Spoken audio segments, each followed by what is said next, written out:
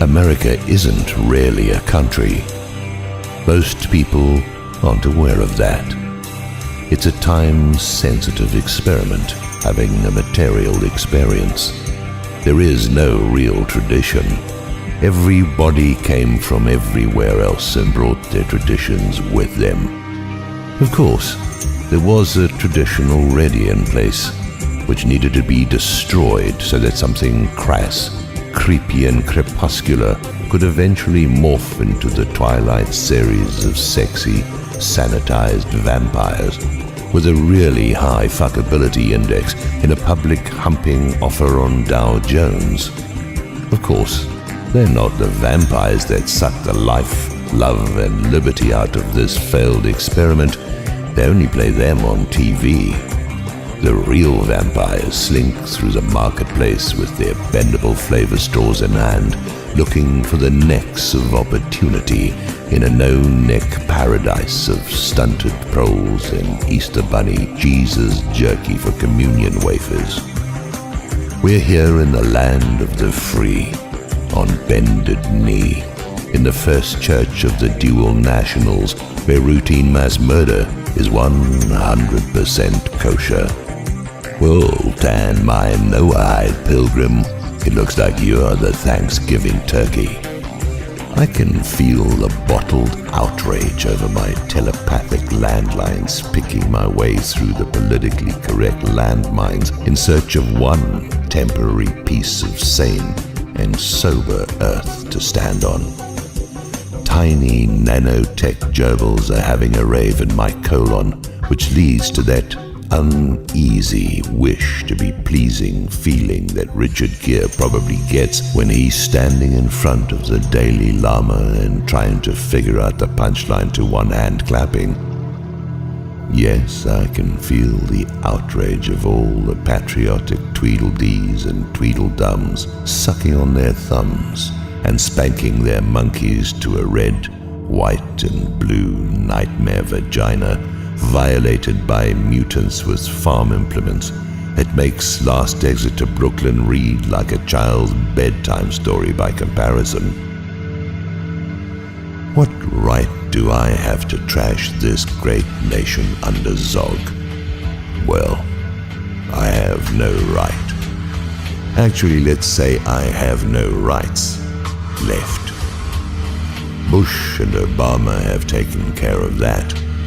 Political Siamese twins in a hot oil mud wrestling match. I can't believe it's not mud. They're wrestling in the flatulent winds of their diseased imaginations. They have no shame and they have no sorrow, and karmically speaking, they have no tomorrow. They are the conductor and engineer on a gone-dead train, and hell follows after. The definition of stupid is anyone who still thinks Obama has anything in common with anything he said during his hope and change redundancy moments prior to all the new wars and relentless economic violence he's unleashed on the public at the behest of his Wall Street masters. Lloyd Blankfein is now the national corporate spokesman for same-sex marriage. If a picture is worth 1,000 words, then his face is a looping stream of endless invective, a phrenological masterpiece of ad hominem directed at everyone and everything. He's been granted complete latitude. Actually, the literal definition of Blankfein's idea of gay marriage is, go fuck yourself. And I think you're supposed to do it in front of a mirror. If you're so inclined, and I believe I can confidently declare that an unfortunate number of you are ready, willing and able, I'm going to suggest you blow up that photo of Blank Swine as a romantic enhancement for your private interludes. Think of it as a kind of creative visualization of a literal truth, because Blank Swine is already doing it to you. According to some forms of math, one might compute that you've got at least a threesome going on already. There is no country called America or the United States. There is no such place. There are no laws. There is no constitution and no Bill of Rights. There is only prostitution and a bill of goods. The organ harvesters own the asylum, and the next stage is where you begin to eat each other for the amusement of the ones who led you to this Meek's cutoff, this Donner's Pass. You followed the lost leader, now you've got barcodes on your ass. You're surrounded by scammers and scumbags. Welcome to your dumpster diving future. Welcome to the time of the tattooed gangs with chapters in every city. They're just waiting for their moment to storm the gated communities and bazooka the banks. Send in the tanks. Don't bother, they hear? Or am I being negative? Have I missed the whole point of this seed to shining senility diorama? Surely I'm a heretic and damned for all time, singing like a canary in a gold mine. I should get a job. Probably a hand job would do. Why don't I take a pass and just buy one for you? It's a hand job, blow job, snow job world. No job too big or too small, and despite the fact that Blank Swine has to hire a circus midget or a 9-year-old boy from Isfahan to do the honors, I'm not going to say that size matters when you're looking for motive to become what he is. Let's just say there is a connection. You could, I suppose, put the entire country in an orgone box built by Geppetto because someone has to sit on Pinocchio's nose, and all we need is a little help from Escher, and the whole country could groove at the same time. There are all kinds of ways and means, and even now could turn this figment of a bankrupt imagination into the country it never was.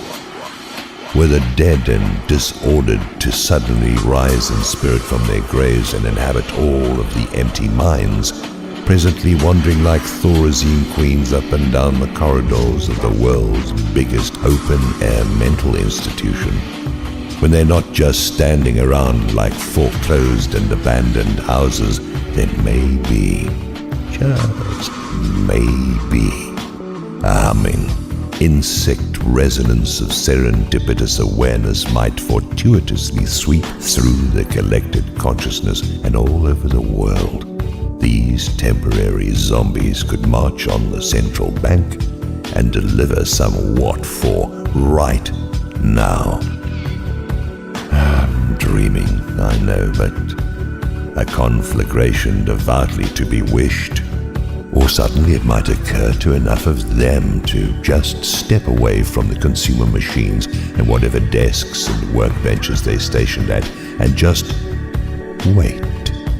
Just wait until the whole nasty apparatus comes to a silent halt. Or then again, possibly, all those deluded soldiers, tumescent with guns, could just lay down those guns and walk away and wait. The entire nation needs to turn into a flash mob, but that's as likely as people ceasing to eat at the Heart Attack Grill just because someone's got a little gas. That's all it was there in the most foreclosed and empty, abandoned lot in the entire country, and deservedly so. Or we could just shit in one hand and wish in the other.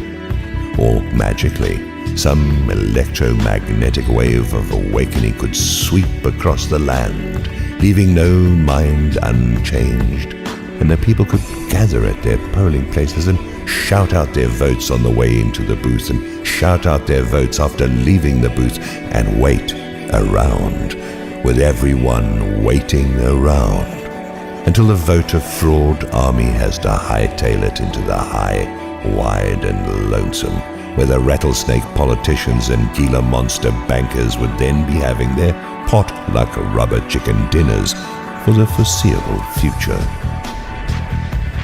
Yeah, there could be all kinds of ors if not for the ifs, ands, and buts. Coulda, woulda, and shoulda also play their parts in this horrific and depraved circle jerk. In a sane and reasonable world, the blank swines of this world would no longer be in this world, or marooned on a nuclear atoll somewhere that nobody goes.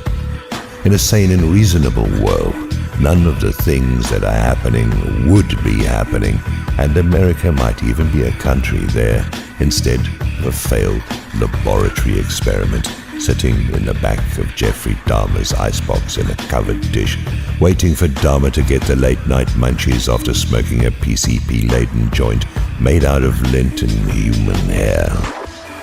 America is a serial killer's wet dream. It's a star-spangled torture chamber where the sane and the sensible are hunted for sport. It's been my pleasure to ring your bell, run off down the sidewalk and leave you with this flaming paper bag outside your doorstep this afternoon. It is my fond hope that you will stomp on it to put it out and then enjoy the fruits of your efforts at your leisure. I didn't need to write this. I could have just gone down to the heart attack grill and hooked into the pacemaker wireless for some internet surfing while I waited for my order to arrive, but Las Vegas is a long way from here, though not far enough to suit me. As the sun sinks into the Fukushima-charged waters of the once blue Pacific, we bid you adieu from those lands that sent you the first hungry conquistadors and sexually iced-up religious nuts to populate the formerly beautiful with the presently ugly. As the ship of state also sinks and the passengers drown in their gins and tonics, let us offer a closing prayer that nothing like this ever happens again. But that would be wishful thinking, wouldn't it?